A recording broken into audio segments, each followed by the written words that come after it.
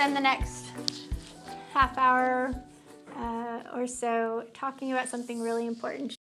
Planning a feast in the middle of hard. This is what we're going to talk about for the next half an hour. Okay. I personally believe that this is one of the most important topics that I will ever teach on or ever try to talk about, is doing the feast in the middle of hard, in the middle of pain. And why do I think that? Because, and I'm going to attempt to answer that today. My goal today is to talk with you about how I do this when my heart is taking a beating, when my heart is in pain, as it is this very day. Today is Shabbat, so Shabbat came obviously last night. It's Shabbat. It's also the 12th new moon tonight, and we're beginning to get into the Purim season when I start preparing for Purim. And then, man, you've got a waterfall after that with Rosh Hashanah ahead of the year, and then you've got all the spring feasts. So it's like we're on the crest, or coming up to the crest of this. And when your heart has been experiencing trauma or pain, or you're in a really hard situation, how do you do this? So I'm going to just try to ignore all the technology stuff here, and I'm going to try to just be real and share with you how I do this. And perhaps you can be inspired, and I don't know, maybe something can be said here to help in your journey, because frankly, we're all going to experience pain, and we're going to have pain throughout the rest of our life until Yahovah comes back and brings with him no pain, right? So why is this one of the most important things I will ever teach on? Why is this one of the most important things I will ever teach on? Because what you do with the pain determines your footsteps. What you do with the pain determines your footsteps. Now, Ruach HaKodesh, please speak through me, because I got to get rid of the idea of people walking by. I've got to just focus on you, because this is huge. I know it is. And it's one thing, Papa, to just sit in the living room with Isaac and banter about this. Is another thing to try to talk to a phone. I know there are ladies behind this phone, and I know this is important, so please give me your words. When I said I do to Papa, when I promised him on Shavuot many, many years ago that I was going to be faithful, I made a promise to do this until death do us part. And I have to bring my heart along into this journey. If I don't bring my heart along, then there's no point to this whole thing. It's stupid. It's absolutely stupid if I don't bring my heart along. What you do with the pain determines your footsteps, okay? So, does anyone have, by chance, are you rejected by family members? Does that hurt your heart? Do you feel alone? Rejected by family, feeling alone, financial loss, financial issues, being betrayed, your living situation, about health or depression or disappointment. So we are going to be feasting people with all of these things coming at us and more all the time. We live on a broken planet. There is no way around this. So if you've said yes to Papa, as I said yes to Papa, I made a pledge, I made a promise, and my handshake is as good as anything, as good as gold. I made a promise. I am going to do exactly what I said I'm going to do, no matter what happens, no matter what comes my way, no matter what kind of pain my heart feels, I'm in it for the long haul. I don't know about you, but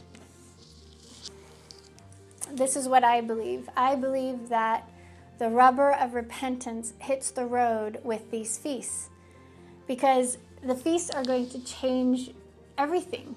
You have to get rid of Christmas, you have to get rid of Easter, you have to get rid of Valentine's Day, you get rid of all those, Halloween, all that stuff. You get rid of all of those, and his rhythm, that's the pagan rhythm. His rhythm of his feast days takes over your life. And man, when you're walking in a 7-day, every 7th day you're doing a Shabbat, every month you're doing a new moon, every year you've got 7 high Shabbats to celebrate, plus the winter festivals, and we celebrate the Ascension and the Rosh Hashanah at the head of the year as well. And we have a resurrection party on top of it, so we're actually doing a few more just because of the work of Yahshua and stuff. We want to honor him. So we have that rhythm is so intense, and it takes up so much of your life. And this is where it affects you the most, intensely, I believe, is this rhythm, because you are going to have, family, friends, and society wondering what the hell you're doing and why you're not, doing their stuff. So it's very, very set against.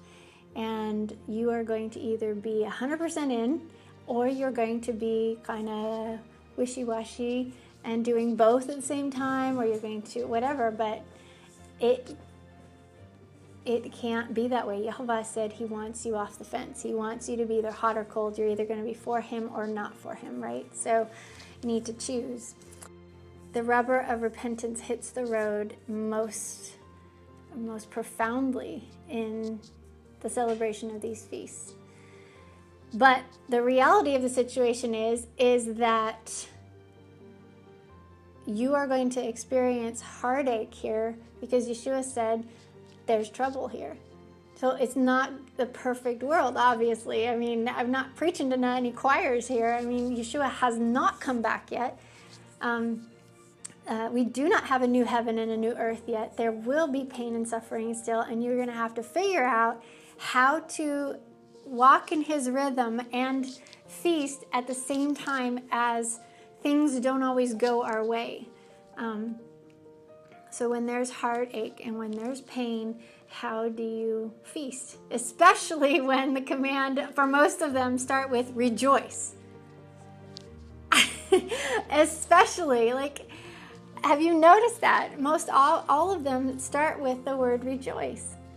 The command to rejoice. How do you do that when your heart is in pain? Now, some of you might, kind of have this spiritualized view of it and want everybody to think you're spiritual and, oh yeah, I do that, da, da, da, as if, but I know that you can't possibly do that every single time. I am a very rejoicing kind of girl, but I also know how the heart works. And I know how important your heart is to obedience and to living this walk and being friends of Elohim. So will you do this in the middle of hard? Will you do this in the middle of hard? Why should you do this in the middle of hard? Because this is faithfulness. This is faithfulness. This is what this means. It doesn't mean, when he uses the word faithfulness, I'm sorry, but it doesn't mean just what's in your head. It means what you're walking out day by day. What will you go to the wall for? What would you give your life up for? What are you sacrificing to be faithful to him? And how does that look? I mean, when you look at the covenant and you read it from front to back and you say, what did he ask me to do? Yes, he asked you to take care of the poor, orphans, and widows. Yes, he asked you, to give your tithes and offerings. Yes, he asked you for your heart. Yes, he asked for, and one of the things in there that he asks you for that is huge is not just saying the name and doing all this stuff, but it is celebrating these feasts. It's in the covenant. It's in Exodus 23. And to do that at all costs is this is completely epic. So this is faithfulness. This is where our commitment to Yehovah is most seen, and he knows that. You know, you're flying in the face of the pagan rhythm. You're flying in the face of every single person around you almost that doesn't understand this rhythm, doesn't want this rhythm, wants the pagan rhythm. You're constantly at battle with it. So this is, you know, this is where he sees, are you really in or not? You know, if you are kind of lackadaisy about it and lazy about it and not all in, then you're not extremely committed, are you? When you're committed, that means, as far as I know, committed means you're committed. Everything, it's all his. Every breath you breathe is his. Your domain, everything that you own is his. Every resource you have is his. Every talent, every gift is his. And it's all given to him. And it's going to be, this feast rhythm is where your commitment to him is going to be most seen, because in this feast rhythm is where you're going to give all those things. You're going to give your resources. You're going to give, you know, your energy, your talents, everything you're going to, you know, that you have, your resources that he's given you, you're going to put into the feast. This is where you take up your cross and you follow Yahshua. This is what is meant by that.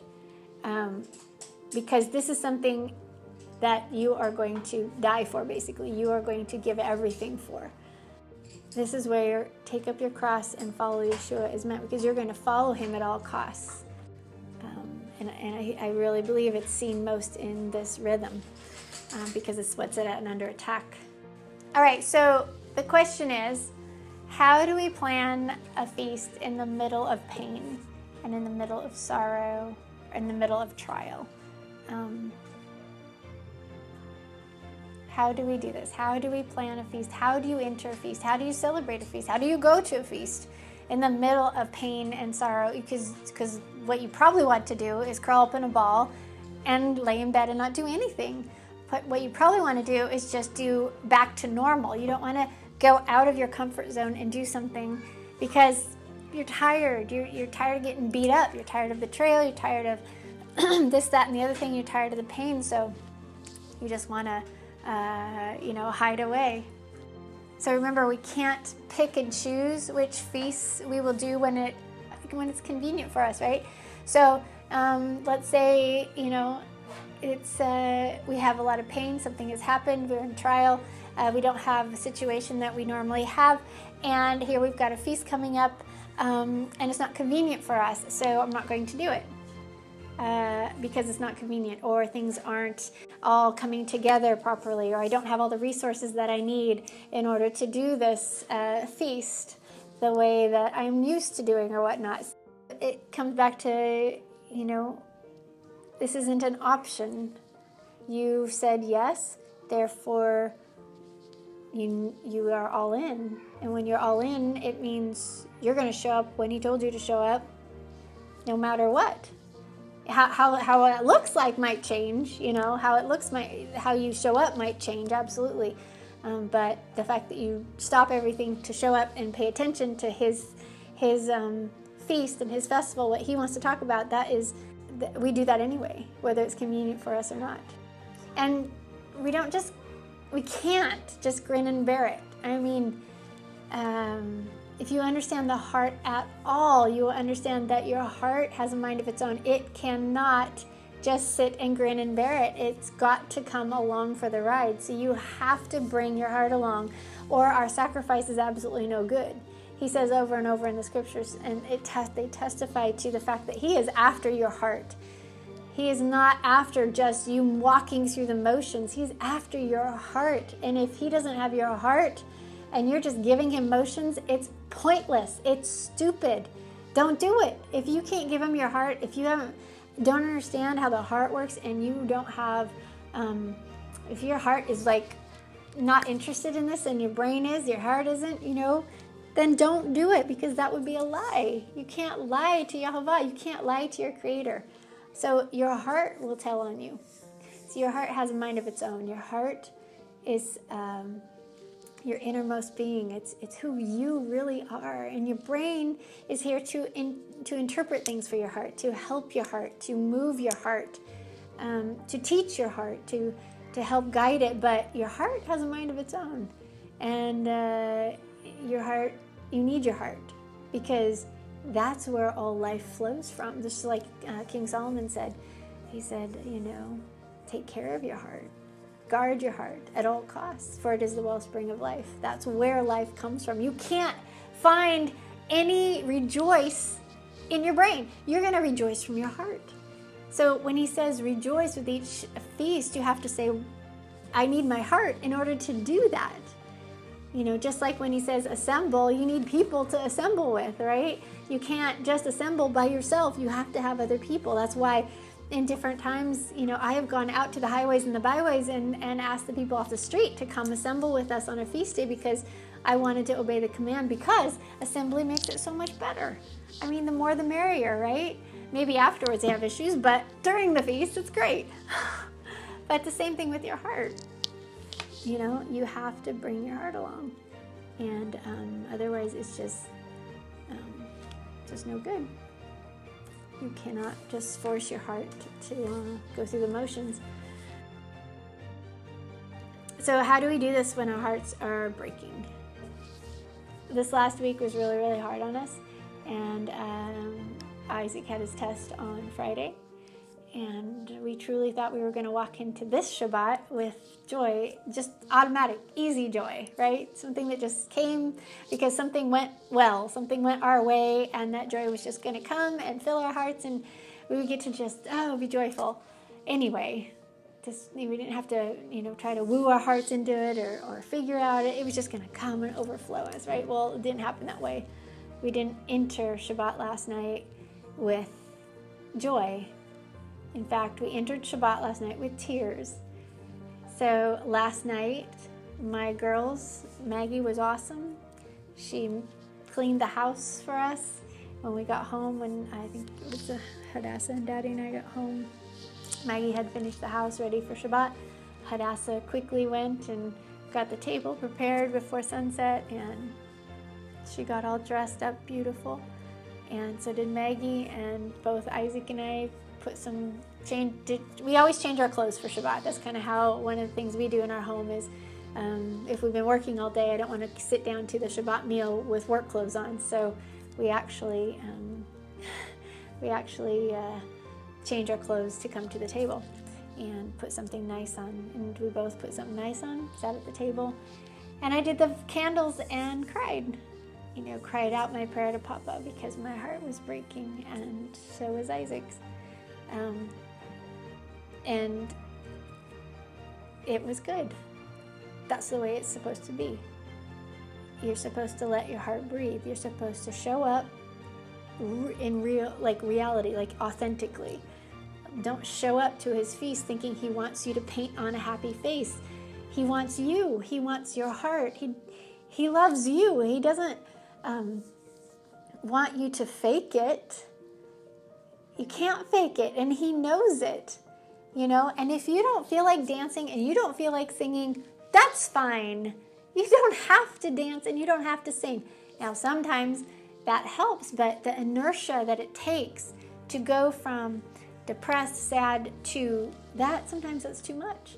Sometimes you just have to sit back and you just have to wait for Papa to breathe life back into you, And you can do that by sitting at a feast table.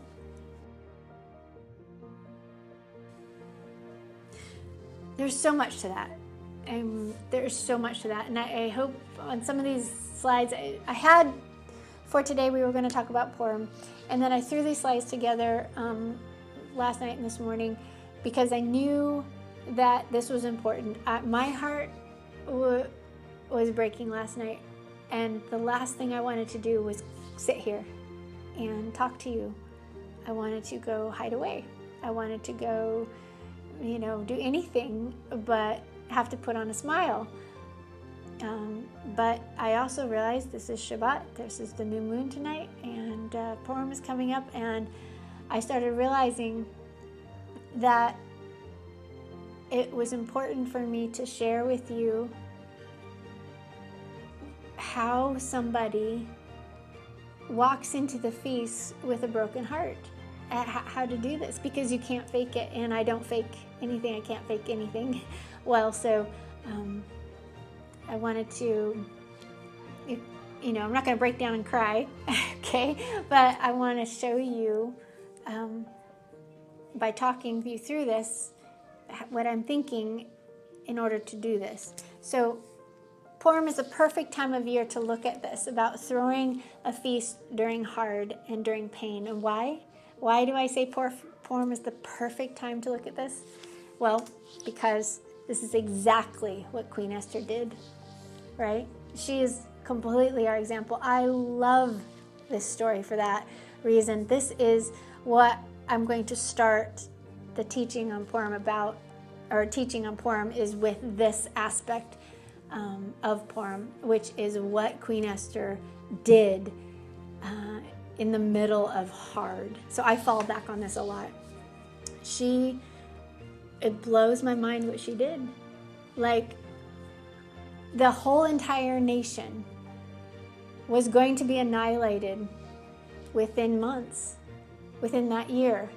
There was a date for everyone to die, and she herself was a Jew, and she and her family was going to die.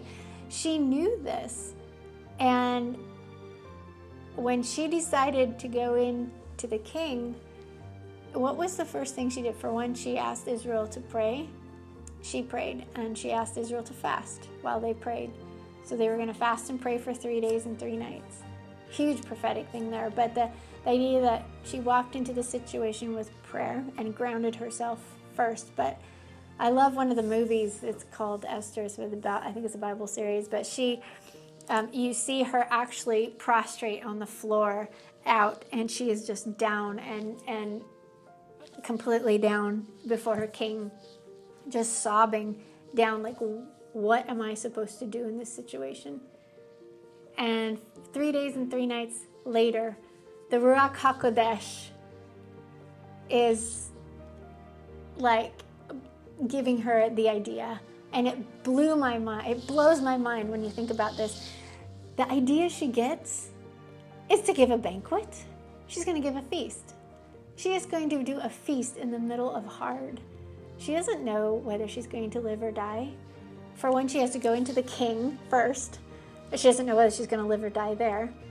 And if she makes it through that moment, then she's going to actually invite him to her palace for a feast. And she's going to pull out all the stops.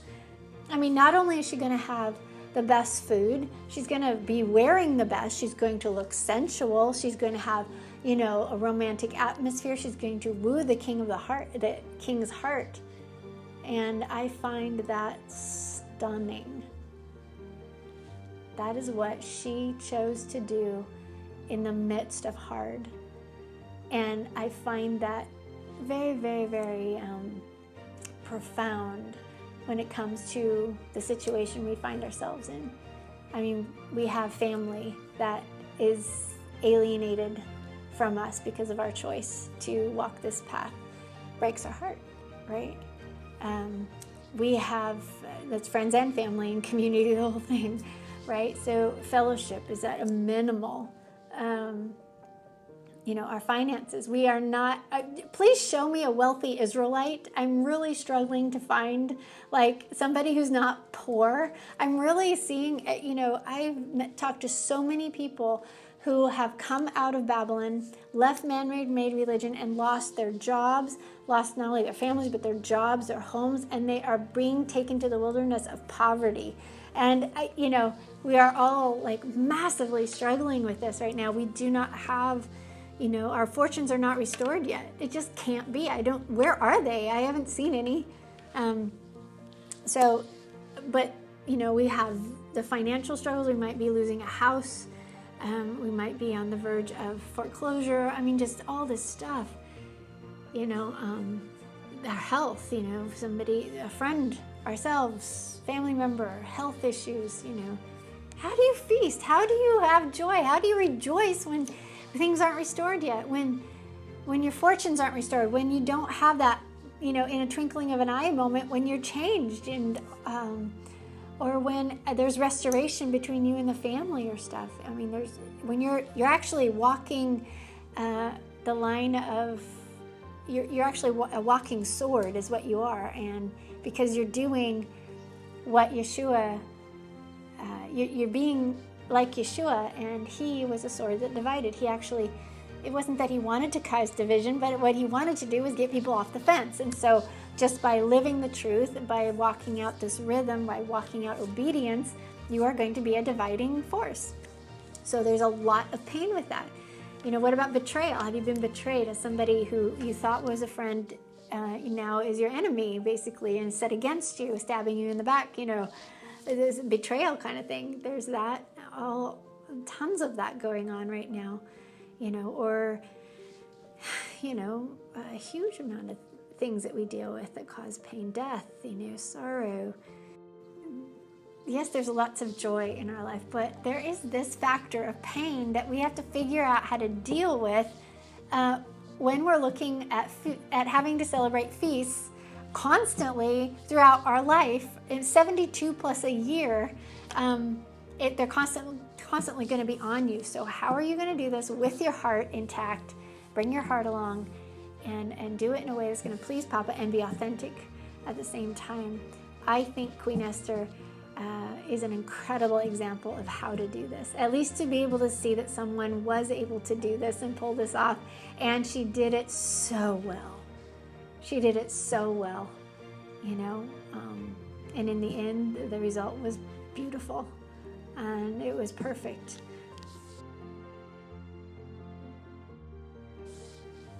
I know that in the midst of pain, the Ruach HaKodesh shows up in the pain to guide our hearts somewhere specific. I have experienced this countless times, and so I feel like last night, the pain that I was feeling, I feel like the Ruach moved me to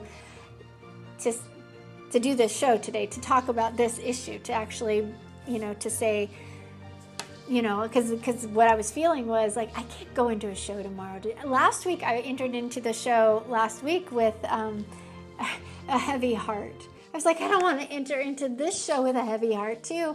And I just didn't know what, I was just like, it just felt like it was going to overwhelm me. And then I really felt like the Ruach moved me into saying, invite the ladies into this.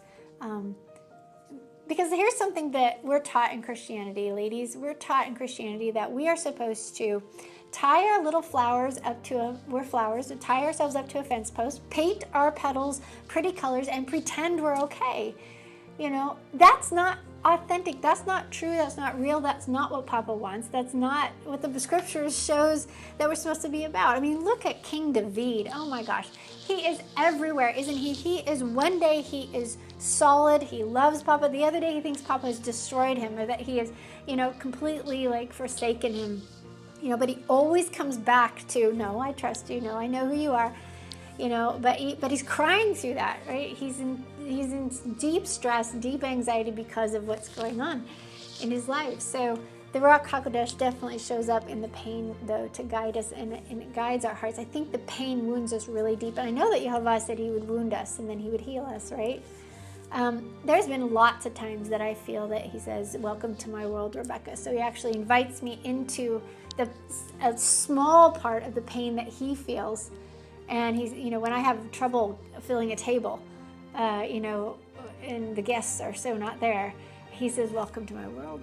When I'm in pain after everything that I've done to try to get people to come to his feast table and I can't fill it, he's like, welcome to my world.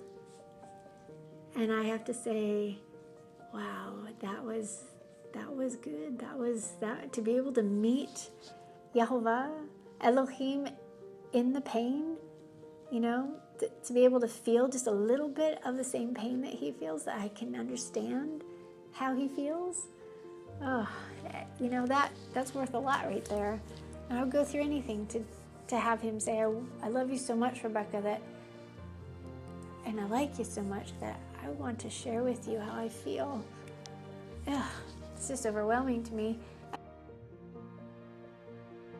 The feasts give Yahovah a huge opportunity to speak into our lives if we will let him. Many times I hear the rock loudest during the pain, like I said. But one thing we have to do is we can't fight it. So we fight the pain, trying to fight it off. It just focuses on the pain by doing that. And if we don't assume, so there's a lot of things we assume. We assume maybe we assume the wrong things. Maybe it's not him. Maybe it's evil. We assume that the other person's doing this for this reason. We assume this, assume that. But in the end, our assumptions sometimes do not help us. They never help us, actually, I don't think. Knowledge, truth, but not assumptions. And then if we know who to hold on to through the pain. So I know I'm very clear about when I'm in pain, my go-to is Daddy. When I'm in pain, my go-to is to his shoulders to cry on, to sob on. And if it's during a feast time, so be it. So be it. And then if we're willing to go there. So there's a lot of people just, I'm a mom, and when my kids are not feeling good or something's wrong, I just want to fix it, right? I just want to make it all right. I have all the answers. I have all the solutions. I know how to do this. I know how to make something, good, change things around. I can tickle, make them laugh again, but that's not a good, healthy way to do it for everything. As in, when you're dealing with pain, it's not good and not healthy to cover it up. You have to put it somewhere. You have to go somewhere with it. And I always go to Yahovah. I always go to Papa with the pain in my heart. We've got to trust him. The point is not to look pretty. The point is not to look okay. The point is to wrestle with Yahovah. The point is to trust him. The point is for your brain to remind your heart of how he came through before. And to encourage your heart, your brain is to encourage your heart to say, he'll come through again. Don't worry, he's here. You stay faithful, you stay true, and he can do lots of things with that. He's going to stay faithful to the end to you. It needs you to stay faithful to him. So your brain is going to help your heart remember who it is you trust, and who it is your heart trusts, who that entity is. And then another thing, when I enter to a feast, this is for him. This is for Papa. This isn't for anyone else, really. In the end, this is what he's asked me to do. Therefore, I show up because he asked me to. And I do it with all my heart, no matter what state my heart's in, because I'm doing it for him. I'm not doing it for anyone else. I'm also very clear that this is his rhythm and that it is his problem to get us from point A to point B. So if he wants me to be able to live in his rhythm, I know that he's going to give me what I need to do that. Now, it may not be everything I think I need, or he's going to give me the opportunity for me to make it happen, that I can embrace. So he's going to give me, the opportunities to do it no matter what. It may not look as grand or whatnot as I want, but it is his problem because he is Elohim. I need an Elohim. This is why I'm sacrificing to this Elohim to do for me things that I can't do for myself, right? It's when all of this gets confused that walking this narrow path becomes pretty much impossible. Yeah. So around feast time, Isaac and I have noticed that there are more attacks during around feast time than any of it. Now, of course, it doesn't help that there are 72 plus feasts a year, so there's plenty of opportunity to get attacked. But as the feasts, as the high feast days or the big ones show up, and I believe that Hanukkah and Purim are big ones, there is a ton of attacks that come. The pain that we feel a lot of the times is quadrupled. Just the pain of life, just living, just the problems with living here on a broken planet next to broken people, as a broken person, broken systems and everything. Just living in that, and then having extra attacks right around a feast time. I mean, this is hands down, this is what happens. And if there are times when it doesn't, but generally speaking, it feels like the most attacks come during feast time. And I have to say that, man, it's weird because Purim, for the last about 4 years, for us personally, has come massively under attack. We rarely have entered this with easy joy, like joy that's just there, just flowing. Everything's working together well, the fellowship's going great, things are just flowing easily, smoothly. It doesn't happen. And for the last 4 years, there's been a ton of pain, betrayal, heartache to the core. So, but why is this? We've come to understand that it's either evil wanting to take us out, or it's Yahweh testing us and purifying us. And when it happens over and over and over in the same manner, I kind of tend to think it's evil taking us out, because as I know Yahweh and as I have worked with Yahweh and come to understand how he works, he rarely works in the same way twice. So, I could hold my computer back up over my head and ask for another one, and I don't think it would happen again twice the same way. So when it happens over and over the same way, I'm thinking that it's arrows from Hasatan trying to wound us in our glory. And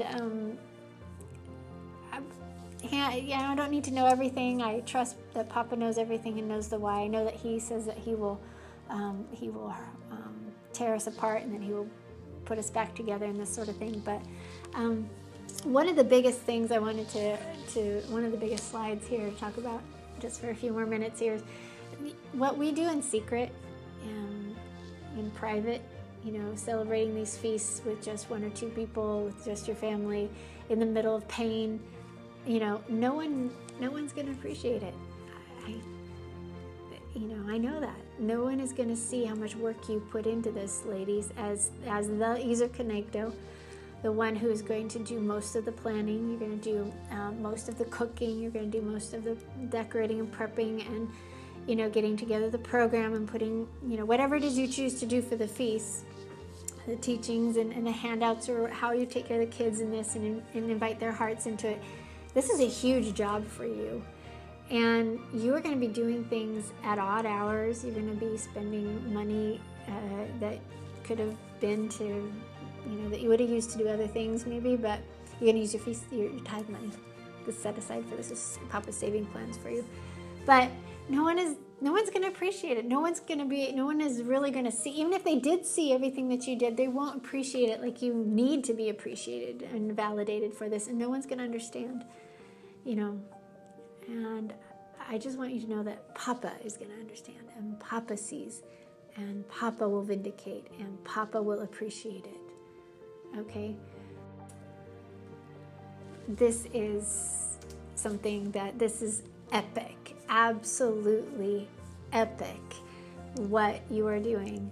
So when you practice walking in this rhythm, even through the pain, it's epic. I mean, Papa sees, Yahshua sees, and in the end, to sit down with them and have them remember your life and what you went through to obey and to stay faithful and to show other people the path, and how you brought your heart along at all costs. I mean, that's epic. Absolutely epic.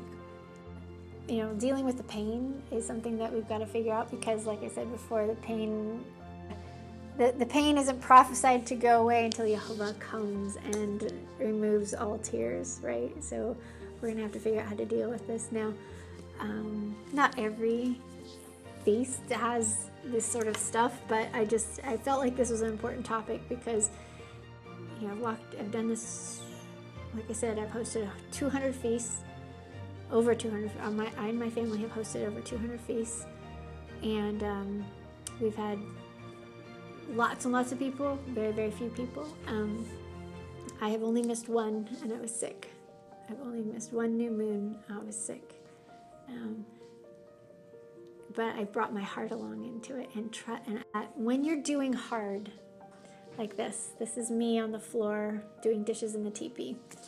When you're doing hard, and you feel like you're not royalty at all, and you have this royal feast to put on, somehow when you embrace that and you start walking in that path, you will find joy. Like salvation is in that walk. For me, it's kept me from the edge.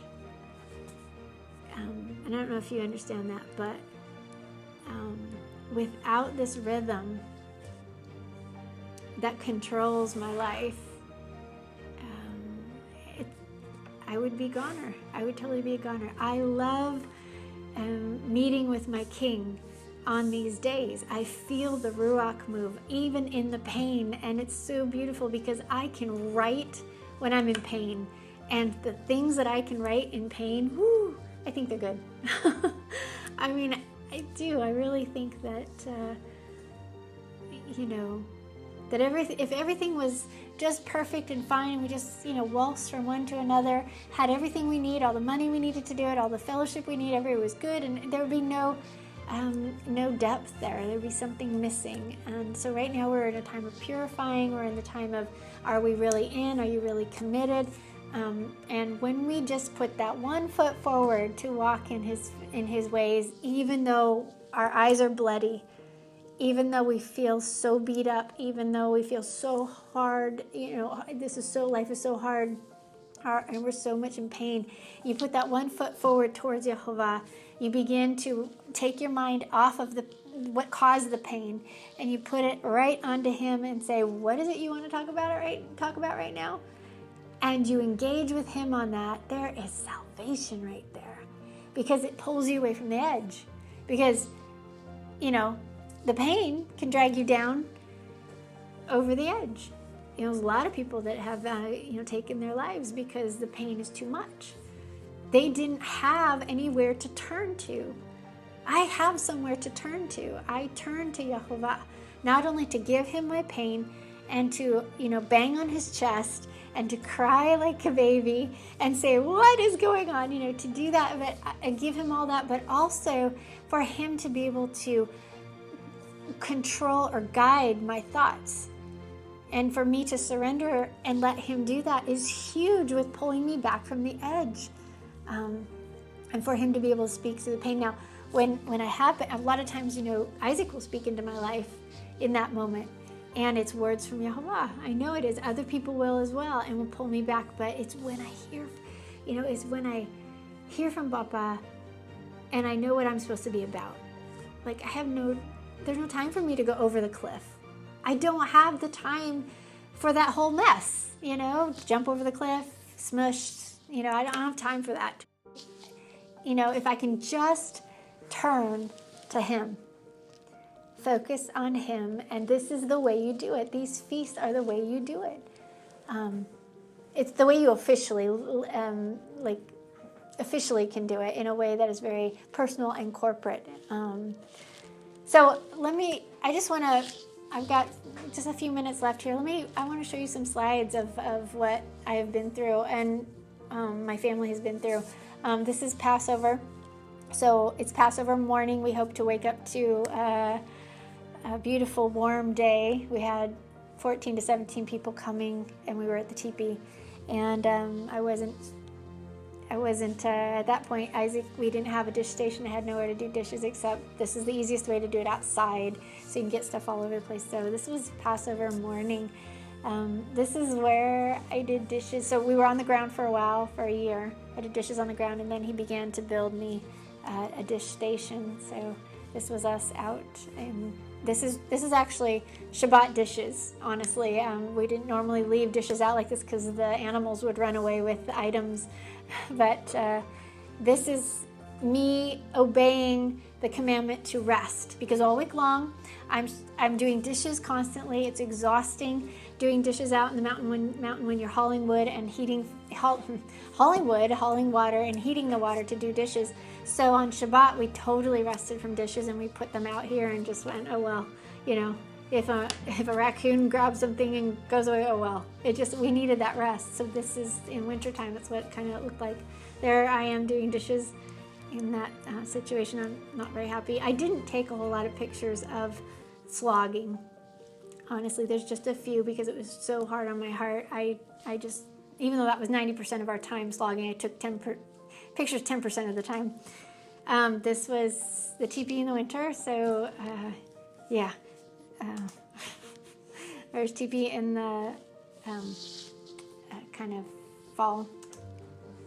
Anyway, this is Passover again that day. So over here is the dishes again later that morning. And this is Hadassah in our little kitchen rolling out bread. Yes, come back, Hadassah. This is the girls in the teepee. We put them in rollers so that they would have nice curly hair for the feast, and we would present our best self to the king, was the idea. This is Hadassah taking a bath in the hall. You know, as we came into the teepee, we had a little Galvanstein tub, and you know, we'd get showers in town at friends' houses once in a while, but if we had to, we did this. So and you'd have to haul water. But this is a feast table. This is what we did up at the mountain. So this is during unleavened bread that year. And food was a very, very special thing, and making it beautiful was part of the feast adventure for us. And some more food that we made at the teepee that girls love. This is during a feast of unleavened bread. This is Isaac and I that year getting ready for our company. And so the idea of dressing up, the idea of looking like this and not slogging was a big deal.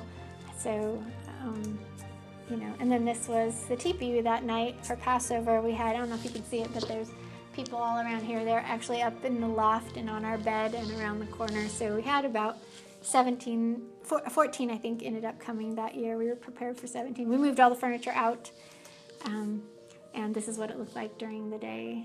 So we moved all the furniture out of the teepee somewhere. I don't even know where we put it. And then had room for everyone to come. So, you know, the girls got to dress up, had some love that day, felt good, you know, weren't slogging. This is a feast day. This is a simple feast day, but took a lot of work. This is Yom Teruah on the beach. This is while we're living at the teepee, and we organized this and brought the table down, and then ended up having this beautiful feast with so many wonderful people that came. I cooked everything, and then look at this.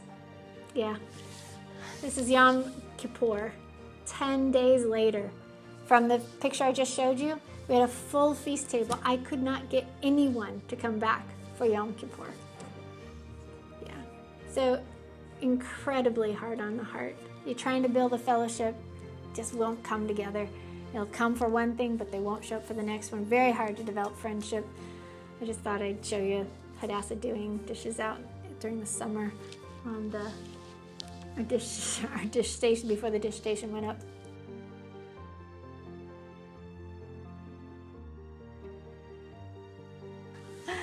So I do it like Esther did. I do it, I feast no matter what the situation of my heart. I do it like my life depends on it. Okay, like my life actually depends on it. I will embrace it like my life depends on it. And if people come, it doesn't matter. If they don't come or they do come, you know, it's hard, but at the same time, this is for the king, this is for him, and I enter it like my life depends on it, just like Queen Esther did. And my heart will never let me fake it. I know how to bring my thoughts into subjection, but my heart doesn't lie. So I have to use my mind to woo my heart some, but I work with my heart. I don't force it. I can't force it. I need my heart. And then I lean on Papa while I let my heart cry or breathe. I lean into him. And my trick, here's my trick. One of my tricks is I allow the feeling of pain to come and I let it go right through me. Okay, I wonder if you understand that. I let it come and then I let it go right through me. So it's not a sin to have anger or to be angry. It's what you do with it. That's the problem. So I don't want to hold on to it and keep it. I don't want to hold on to the pain. So if the pain comes and I grab it, it hits me right in the gut like a football, and I hold on to it, it's going to be really bad for me. I let it come, and then I let it go right through. And in that, it's so painful. It's like a sword going right through you. But it's so much better and shorter than if you hold on to it. It will last forever if you hold on to it. Just let it go right through you. It's like, I don't know, I might have a chance to tell you this little story, quick story. We had a neighbor when we lived in town, and she was married to her second, third guy or whatnot, and he and I were talking over the fence one morning, and then that afternoon, ambulance was come and they wheeled him out, and he had died. From the time I had talked to him, he was fine in the morning, and then he died. This was Renata and her husband, Brian, and he died within those few hours, and I couldn't believe it. I was like shocked. And when the news hit me, and this was Isaac and I were young, married. He didn't know how I was going to deal with this sort of thing. It hit me, and I was letting it pass through me, and I went into the house, and the whole idea of death and how wrong it is, how just utterly wrong it is, just swept over me, and I just hit the wall, and I just fell to the floor and just sobbed it all out and let it pass right through me, and it freaked Isaac out for sure. But this is a trick that I use, is like you let it go through you. And one more thing is Papa judges me, no one else does. So I live in his rhythm through the pain, through the hard. Man, Christianity would say, well, rise above it, put on a happy face, everything will be fine. No. Is that what Papa says? No, he doesn't say to fake it. No, you're not judged for being angry. Like I said, you're judged what you do with it. You're not judged for the pain or whatever. Fill in the blank right there. You're not judged for whatever. You're judged for what you do with it. So I know, and like I said before, I know that no one will understand and no one will appreciate it except for Papa. So everything that I do in secret, only Papa is really going to understand what I go through. Isaac is probably going to understand more than anybody else, and the girls, but Papa will know for real. And so you can't force the heart. It has a mind of its own. Don't forget. Oh, shoot. There was a really cool verse there that I just left. It said something about, but take heart. You got to go back and look at that. All right. So we're going to go ahead and end this show. I know that was a huge topic, everyone, and I don't know if I did it justice or not. I know this is something we can talk about again if you want, but I think it's really important. So tonight, it's the new moon. It's, probably 2 feet of snow out there right now. I don't know, but we're going to, I entered Shabbat with tears. That's okay. That's all right. I'm here. I showed up. Got to engage with Mary. So wonderful to see another face there, and got to say hi. And tonight, we're going to go have our new moon celebration. And we're going to remember what Papa has done before and what I know what he's going to do. I don't believe in the prosperity gospel. I don't believe that you can claim something and it can be yours. I don't believe that at all. I've tried it. It doesn't work. What I do know is that he promises that he will be there and that his rock will comfort our hearts no matter what's going on. And then in the end, he will have the last say. And in the end, the prosperity will come. It's just maybe not right now. So I hope that encourages you when you're dealing with pain and sorrow and trials and you're just in hard. I've been in hard and I have done hard.